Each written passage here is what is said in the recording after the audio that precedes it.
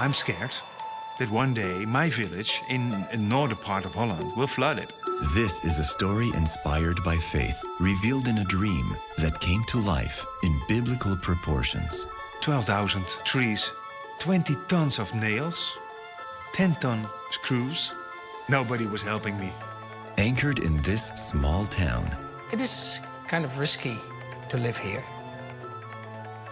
Everybody was like, whoa, is he out of his mind or what? Here lies the tale of one man's obsession. Someone who lets nothing stand in his way, and how his grand scheme affects a community.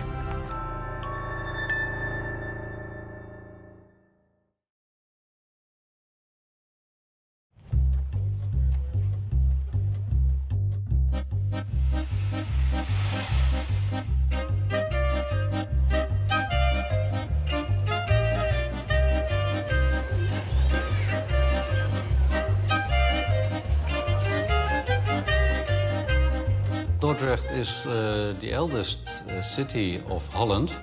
We are almost for 800 years. For tourists, it's a very attractive place to be.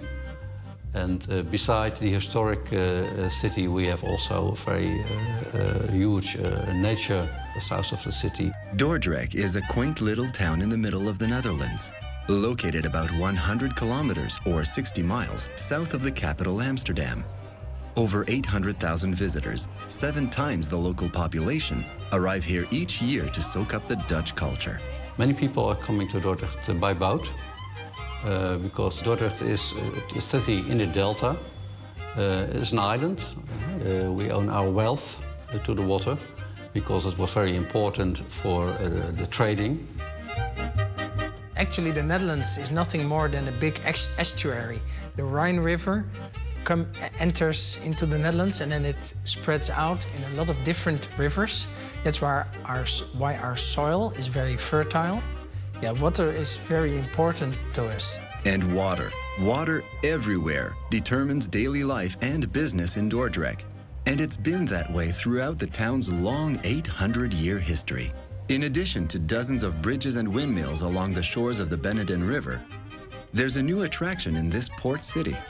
Something that, on first sight, seems unreal, like a mirage. Some might even call it a miracle.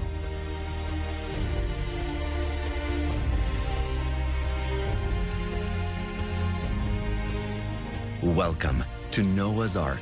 This boat is a floating replica based on descriptions detailed in the Old Testament, measuring 150 meters or 500 feet from bow to stern. The Ark is much longer than a football field. I think that's an interesting thing. This one piece will make 52 layers. Watch on mobile devices or the big screen, all for free. No subscription required. The boat is 20 meters or 65 feet wide and 22 meters or 72 feet high. This wooden wonder weighs over 3,000 tons. Moored by a sea under a Dutch sky, Noah's Ark is no apparition. It's the only replica in existence that comes closest to the Ark of the Old Testament. And it isn't just believers who come on board for a religious experience. Visitors will find displays of old-world carpentry skills with a modern touch. That's because Noah's Ark is a museum, but more than that, there are ancient marvels, a petty zoo, even a movie theater.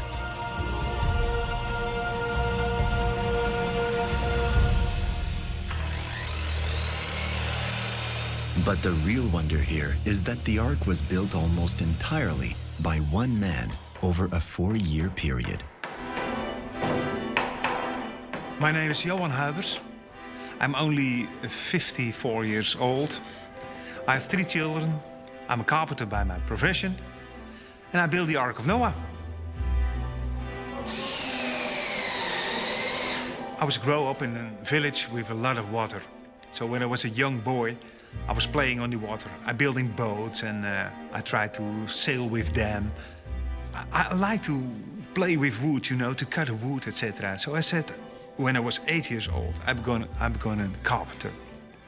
Then I studied carpentry and I became a carpenter. We're building houses, building stores, building all kind of things. Back then, Johan's life is fairly typical. He works as a carpenter, eventually marries and has children.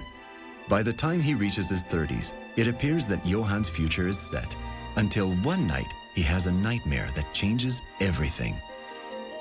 Yeah, I can't remember like it was yesterday. An awful dream, a nightmare, very windy and stormy. And the waves came and the waves came. Our house was filled up with water. And on the outside I could see all dead animals and dead bodies of people, you know. So we went up to the top of the building with my 3 children. I was worried about, we have no food, we have no drink, we have no boat, we have nothing. What can we do? We need help for this. Where can I find help? And then I wake up. I was wet all over. Wow. The following day, Johan is renovating a library. While moving some stacks of books, his eyes fix on one particular text. He feels strangely drawn to open the book and begins reading. It's a children's book about Noah's struggle to save his family from an epic flood. Suddenly, the nightmare takes on new meaning. Johan swings into action. So I bought the book. And in the nighttime, we are sitting on the couch with my 3 children, and I'm reading just the book for them.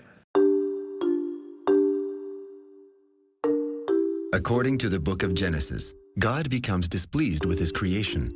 He decides to renew it by destroying all life with a catastrophic flood. Only those humans with a deep faith in him will survive. The greatest of all believers is Noah. God appoints him to construct an ark large enough to accommodate his followers, along with 1 male and 1 female of every living creature. Actually, Noah is a man with a vision, if you look at him. God has spoken to him, and he is faithful. He is mentioned in the New Testament of the Bible as an example of faithfulness. He's a preacher of righteousness. He told the people, come in. If you want to flee the coming destruction, come into the ark, and you'll be safe. He believed. And so Noah and his family are spared. The biblical account says that because of Noah's faith and obedience, they survived the flood. Everything was destroyed apart from the people in the ark. So Noah and his 3 sons and wives, from them, all the people from the earth came. God made a new beginning. And you and I and everybody has Noah as his forefather. And then at once, the idea came, I'm going to build the Ark of Noah. Because I can preach the gospel, I can tell everybody about God. So the Muslims, the Jewish people, and the Christians, they have the same story. He has a clear vision. I want to show the people that the history in the Bible is true, and I'm going to build this ark because people don't come that much to church anymore, so we have to bring the Bible to the people. So that's when he said, yeah, well, Daddy is going to build Noah's Ark. And I was like crazy. I ran into the kitchen where my mother was cooking and preparing our dinner. And I said, well, Mommy, Daddy is going to build Noah's Ark. And my mother reacted really funny. She said, well, and Mommy is going with a spaceship to Mars this summer. So she didn't believe it at all. My wife said, no, we don't have money for that. We don't have time. It's just a dream. Well, my name is Jessica. I'm the youngest daughter of Johan. My father is a really enthusiastic man. Yeah, he's driven by God, and he gave him the messages to do something with his hands to make the ark. And God said unto Noah, make thee an ark of gopher wood, and cover it inside and out with a covering. Following his prophetic dream in 1992, Johan Huybers spends the next 30 years studying the Bible and saving money to build his ark. And I was searching in the Bible because the blueprints are in the Bible. In Genesis 6, there is so much in that Bible verse. Maybe I read it for more than 1,000 times. But every week I search and I look and I find new things. If you look in the Bible, the description of the ark is very clear. In a lot of detail, it is written. I learn from the Bible all the small things. How we make the black tar, how we made the pitch, what kind of wood, where it's coming from, where it's growing. Had he nails at that time? Yes, he had nails. My dad is a dreamer, he's a thinker, so he keeps it all in his mind, and he's not a guy that you give him a paper and he's drawing it, this is what I like to be. First he's thinking everything out in his head. How can I do it? Can I do it? Things like that. So those were the silent years, I named them. The master plan was to build a big Ark of Noah. And then at that time I thought, wow, how can I get the money? And when the people will come and ask me some questions, I have to build something. So then came the idea to build a small Ark of Noah, to invite the people, to explain what my will is to do. And then I thought I can travel also through Holland. So collect money. In 2005, the work finally begins. By then, Johan has saved 800,000 euros and buys a piece of land on which to build his ark. He also acquires an old barge used to carry freight up and down the canals of Europe. He plans to build his ark on top of it. With only his barge, his Bible, and his woodworking tools, Johan feels like Noah, a man chosen by God. I don't say that my dad isn't normal, but if you're a normal thinker and you think, how many trees do I need and how many people and how many finances, nobody starts building the ark. Nobody. He called me and said, well, Deborah, you have to come right now. There are some big trucks with trees coming in. So, trees coming in, what do you mean? Well, I'm going to build the ark. And I thought, oh yeah, he and his ark. So I came down with my bike and my photo camera. And there were about, I think, 7 or 8 trucks fully loaded with trees. But that was the beginning of the end, you can say.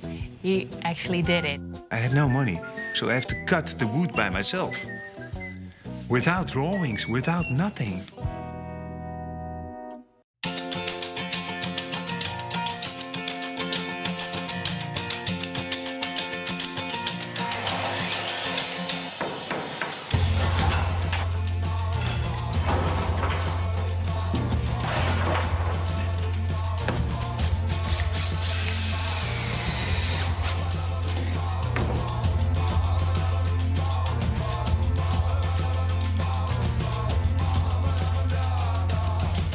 First, he was building it in a building. So he made it in pieces. First, he made 2 hulls of the ship, put them there, and he made all the construction inside.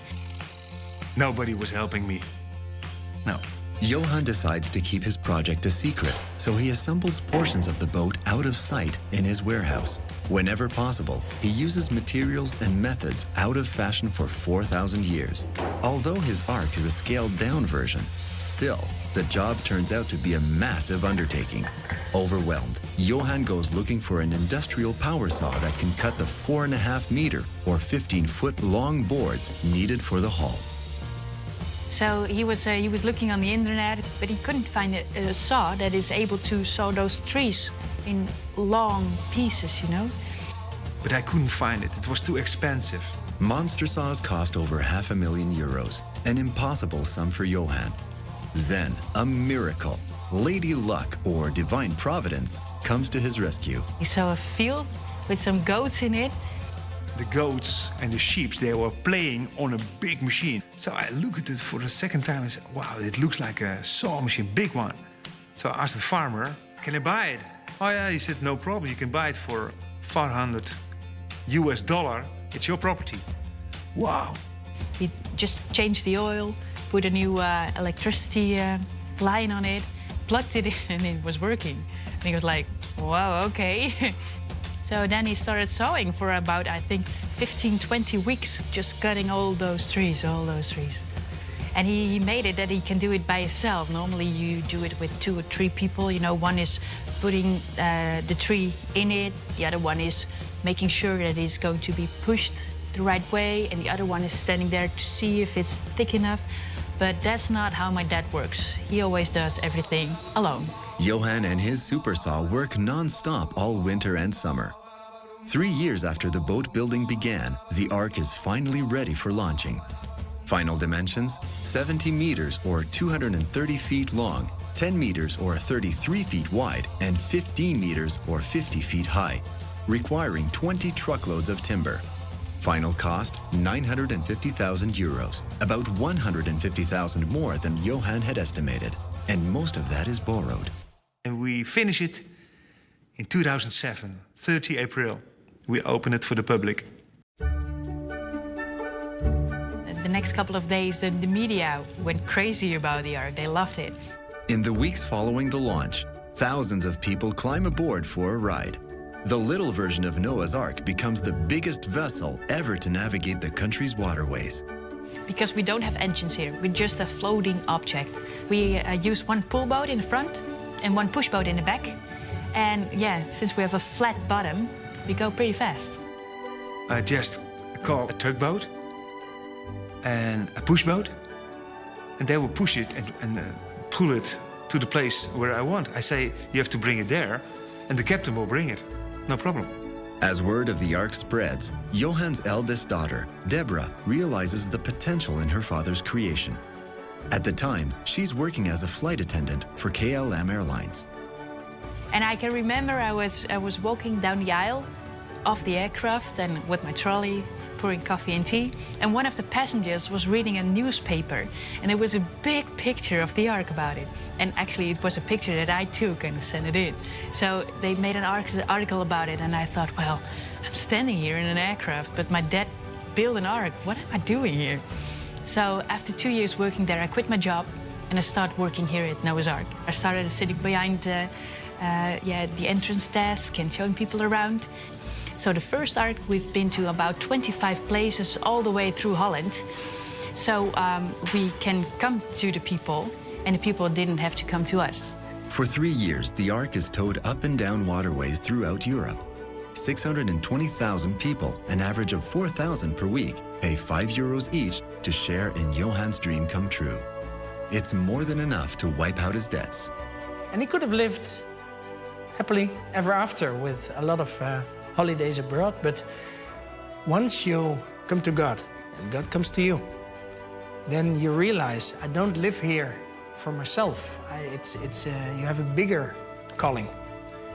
Johan's original plan was to build an exact replica of Noah's Ark, a boat twice the size of the one he actually made. So that was the point that my dad thought it would be a good idea just to sell the small boat and focus and concentrate on the big Ark. So he did that, and here we are. Johan sells the little Ark in 2010. By that time, the boat has generated hundreds of thousands in profit, well over Johan's initial investment of 800,000 euros. Now, he has enough money to begin his next mission, a full-scale replica of Noah's Ark, down to the last detail. It will be a colossal undertaking, and once again, Johan turns to his Bible for practical and divine guidance. The dimensions of the big Ark of Noah, they are written in the Bible. The length of the Ark shall be 300 cubits, wide 50 cubits, and high 30 cubits. And a cubit is from here to there. And of course, it depends how large the people were at that time. I took my elbow, 50 centimeters, because nobody knows how big Noah was. Maybe he was a very small guy or a very big, tall guy. Nobody knows. So I took my elbow. So for the foundation of the Ark of Noah, we bought 21 barges from New Orleans. We had 20 tons of nails, 10-ton screws, 12,000 trees from Sweden. It's more than 160 truckloads. It's a pine. Because there was no shops where you can buy the black tar, so this wood will give black tar. When you heat it, the black tar, the black paint will come out, like chewing gum. So he needed also to make the boat waterproof. Over the next 4 years, work on the boat proceeds at a steady pace. The do's and don'ts Johan learned building his first Ark pay off. He refines his techniques and the construction goes well. And this time, he's not working entirely alone. His project attracts helpers, a group of eager though inexperienced disciples. So I had 6 or 7 people from the Bible school, from the butcher, the hairdresser, from everywhere. So he made me do a lot of boys' stuff. So I had to make all the wooden fences everywhere. And I made a lot of staircases. doors and floors and walls and, well, all bits and pieces everywhere. No blueprints, no ID. Just day by day, I said, God give me the blueprint, day by day. And then one day in 2012, it's done. The Ark is finished. As a tourist attraction, it surpasses its predecessor. This one's acknowledged as the finest vessel on the river, a true masterpiece. Everybody was like, whoa, is that your dad? Is he out of his mind or what? But everybody reacted kind of, wow.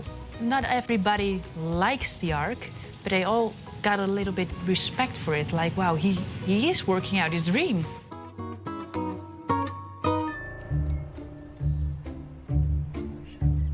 In 2012, Johan and his family appear to be floating on a cloud. Their Ark is all over the media, and Johan's in seventh heaven. So we finished the Ark of Noah. We were ready. We can pass the North Sea to London. Yeah, one of the goals we were setting was to visit the Olympics in London. It's amazing, such a big event, and we already seen it, that we were coming in on River Thames and seeing the Tower Bridge, you know, it would be beautiful. But the building was done, it was finished, everything was looking great, but the paperwork wasn't ready. Yeah, everything was in my dad's head, but it was not on paper. So we had a big problem at that point.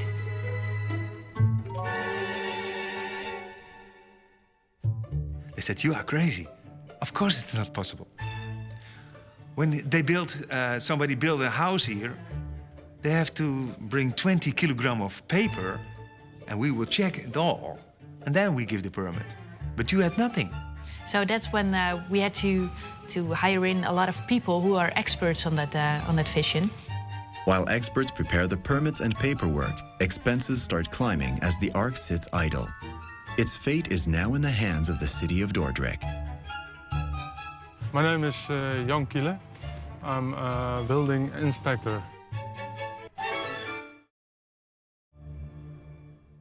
The Ark was already built, and I saw it as a big challenge. I liked it, but it has a lot of problems because Mr. Huibers wasn't paying attention to the Dutch building laws. And the main concern was the safety. The municipality fears that tourist safety is at risk because Johan has used non-professional workers and non-traditional techniques. He had a dream to build the ship, but I had a dream that it went down in flames. So it could also be very dangerous for visitors. The mayor said, okay, it's all wood. It's possible that it go in fire. And then I said, okay, yeah, you're right. We have to make a sprinkler installation. Yeah. So Johan pays 600,000 euros to fireproof his wooden Ark. But that's only the beginning. We had to deal with environmental paperwork, with construction paperwork, with fire paperwork. But all those calculations, all those drawings had to be made. So we got calculators out of Germany, out of Holland, almost everywhere. So as you can see, every tree is different from shape and size and height. So all the trees separately had to be calculated. How strong is this one? How strong is this one? 3,000 people in the restaurant, and let's say there's an interesting boat outside and everybody moves to one side. What will happen to the ship? Costs keep escalating. Soon they're closing in on 1 million euros. Johan must have all this work completed and approved before a single visitor will be allowed to step on board the Ark. We get a loan of the bank, 1.25.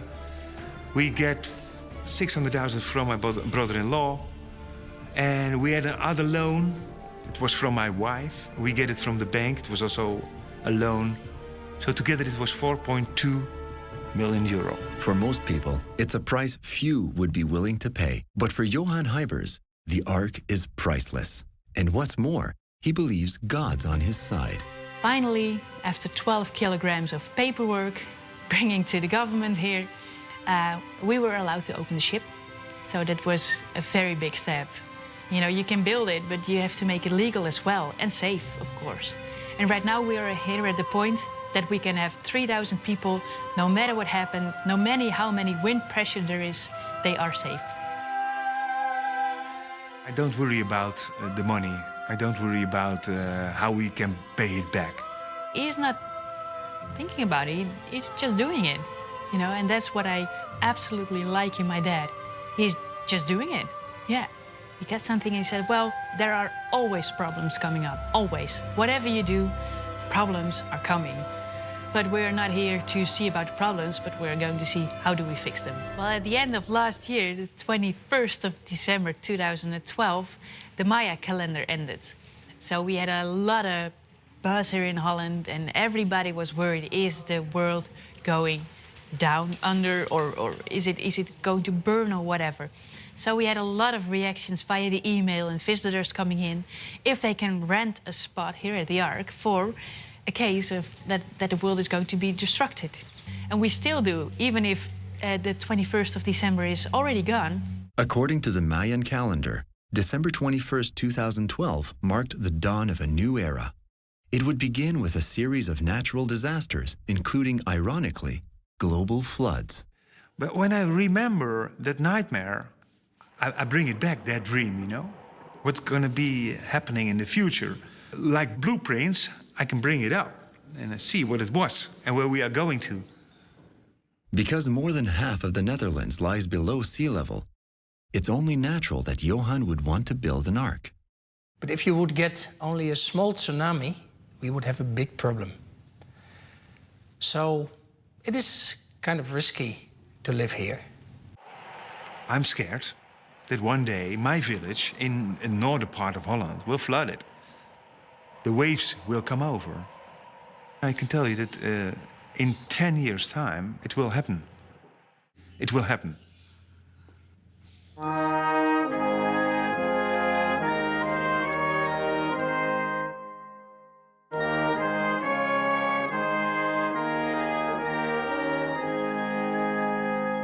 My name is Matthijs Kok.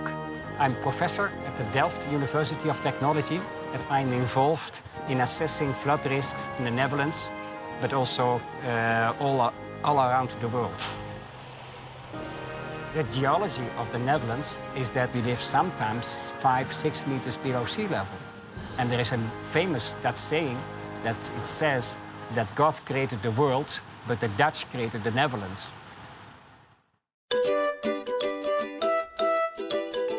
The meaning of Dordrecht means Dor is nothing in Dutch. Drecht means a piece of water. So Dordrecht was nothing. The city is the oldest in the country. 40% of Dordrecht would be underwater if it weren't for the skill and ingenuity of people who protected the city over its 1,000-year-long history. People were living in a delta and they lived on mounds. People connected those mounds, reclaiming land from the sea. So if you look at our areas, you see that many old dikes are still there and you can see them. And you see many canals in the Netherlands, also for dewatering. If there is heavy rainfall, the water has to be pumped out of the polder. So we have a lot of pumping stations. Windmills were very important to keep the water out of the dikes.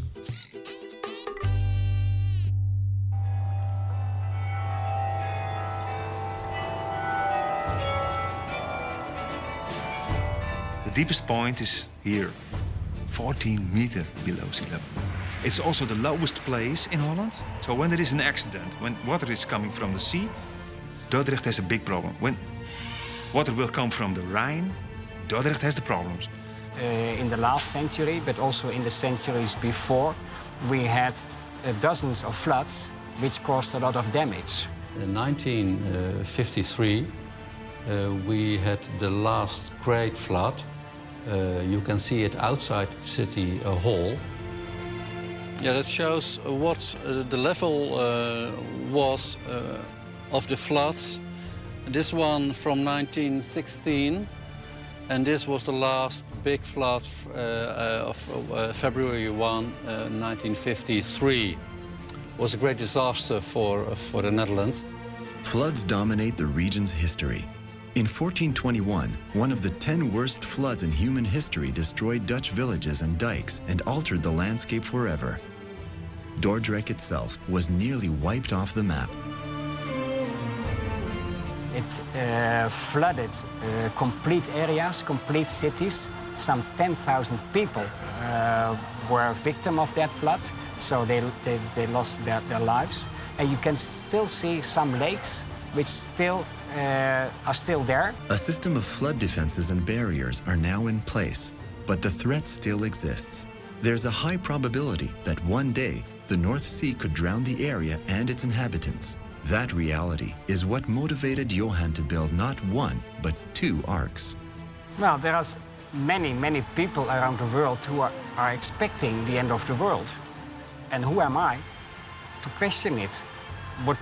There's only one who knows when the end of the world will come. And that's not a person in this world.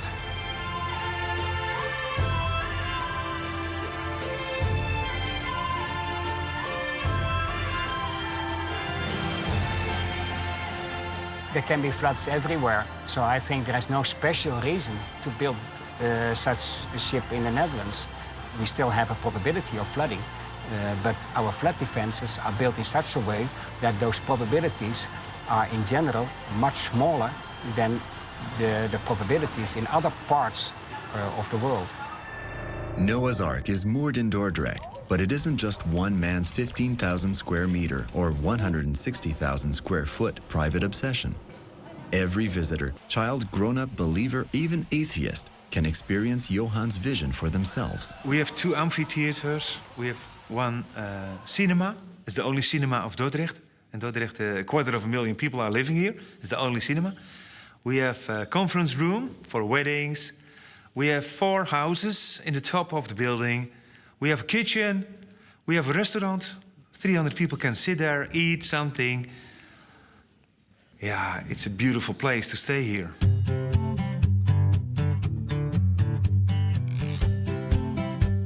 We have the blueprints from the Bible that he had made 3 floors. And in this building, we have 7 floors. Because it's terrible that you didn't use the space up from the rabbit. So it's better to make 3 floors, 7 levels. The distance between every floor is 10 elbows, 5 meters. Noah's Ark wouldn't be the real deal without live animals. So Johan houses hundreds of them on the 4 extra floors in his modified ark. You can touch them. They like it very much. On the Ark of Noah, the most beautiful thing is to have alive animals.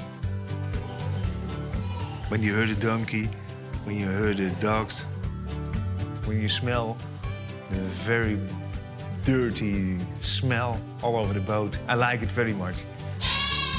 Watch out for the donkey dung. So every day we have to clean this mess. Even Noah, at that time, he had some problems with the goat dung. We have 300 kinds of livestock animals. But to have a real elephant and giraffe, it's too expensive, I can't afford it. So that's why we bought plastic ones. So we ordered them in the Philippines. But I like the real one. We have more than 300 different kinds.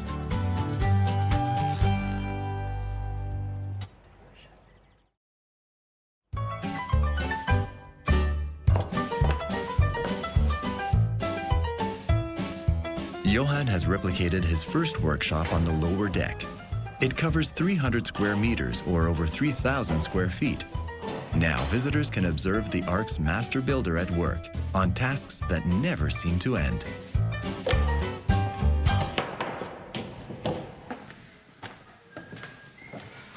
Just you can walk through, yeah. Now, what we have here is the bedroom of Noah.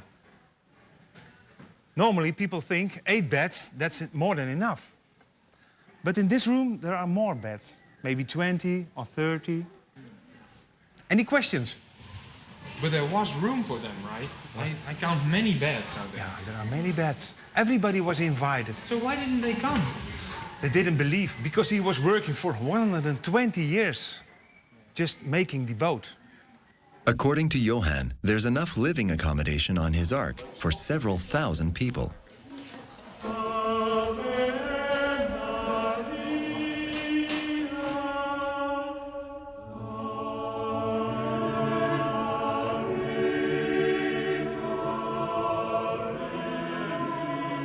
Well, at this theater where we are in right now, this is one of the things that I think is the most beautiful about the Ark. You see the construction, really the carrying construction, how Noah would build it as well. And I think it's really great that we leave the rooftop open here. He had to make some ventilation stuff, and he thought, well, maybe Noah left it open as well, because the Bible describes that it was a window all around the Ark. As people, we are always looking down when we're working, when we're having a phone call, we're always looking down.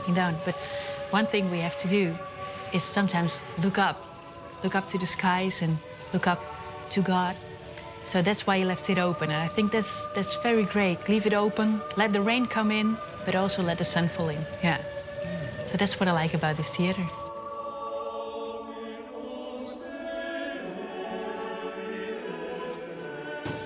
Touring a big boat builds a big appetite, and once again, the Ark doesn't disappoint.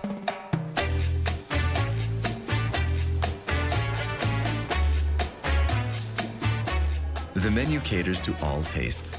Whether visitors want a complete meal or a light snack, they can find them here in a cafeteria and a dining room that seats up to 250 people in rustic comfort.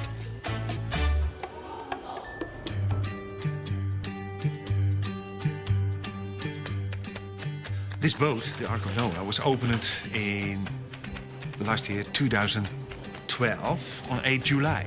And it was all in the newspaper and on television. So there was a lot of people over here, more than thousands a day or something, I don't know, to say good luck with the boat. We bless you, and it was a very nice day. Yeah, like my birthday.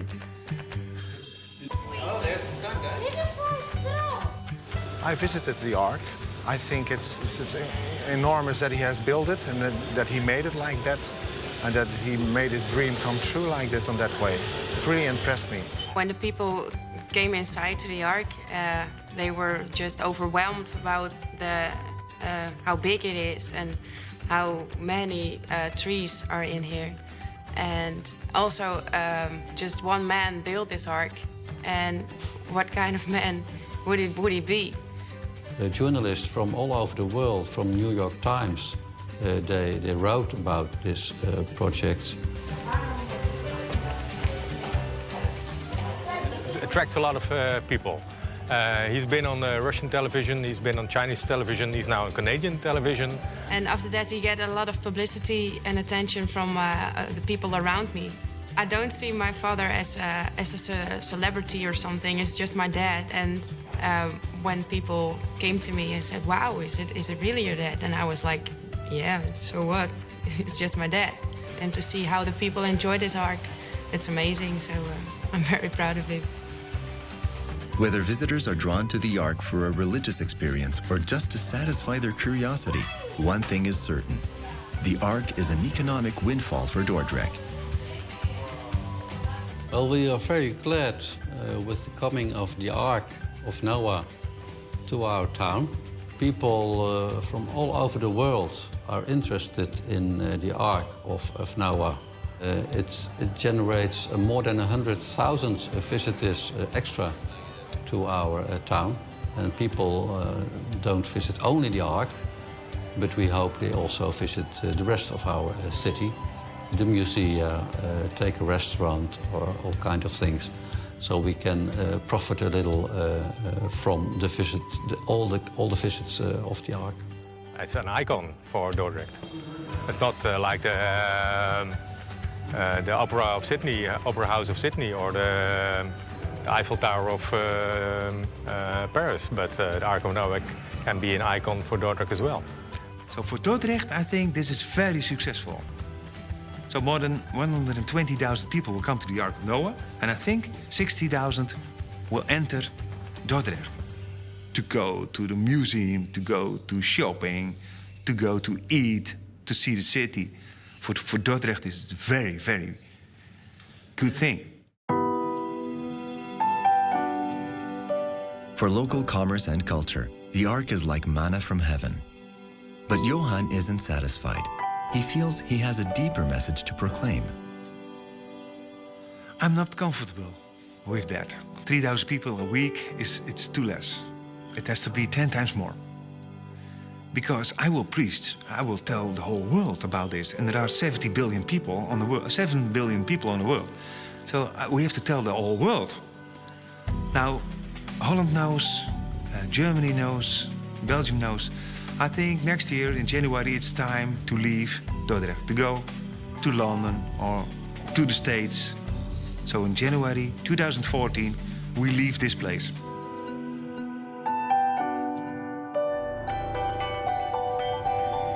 Noah's Ark may not be moored in Doordrag for very much longer. If Johan gets his way, and he typically does, the Ark's next voyage will be an ambitious world tour. So the plan is to go to Rio de Janeiro in Brazil in 2016. Because I think at that time more than 3 billion people will see the Olympic Games. I hope that they will pass also the Ark of Noah. So the Ark will go on January to Rotterdam. And then after Rotterdam, we will bring it all over the world. But the last place where he has to go is Tel Aviv in Israel. That's the last parking place. There start my new dream. We are not a boat that pushes people to believe. It's not when you come in, we smack the Bible in your face, or no, not at all. We just want to trigger the people. Well, is it real? Can it be real?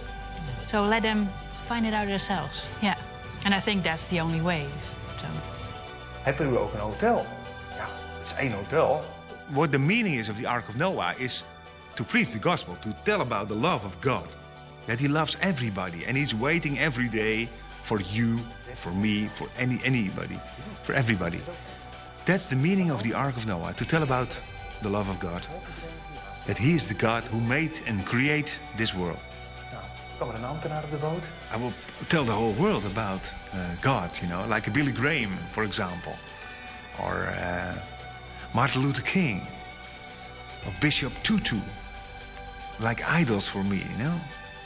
I hope I be like this kind of people who make a change in this world. And who can make a change? You. You can make a change. What I very much appreciate in Johan Huibers is one thing he said once, and that is, God doesn't ask if you are capable, he asks if you are available. And that's a challenge, I think, for me and for every one of us, to come to God and say, Lord, I don't want to live for myself, I want to live for you. I'm available. Show me what I have to do. It's not just some crazy builder with a crazy idea. It's a clear message for each and every one of us. A lot of people have dreams about everything, but sit on the couch all day, and he is doing it, so he got a lot of respect about it. For me, it's just a miracle. When I'm walking in this Ark of Noah, I think, wow, unbelievable. Even now, every day. It's unbelievable. Still just a dream.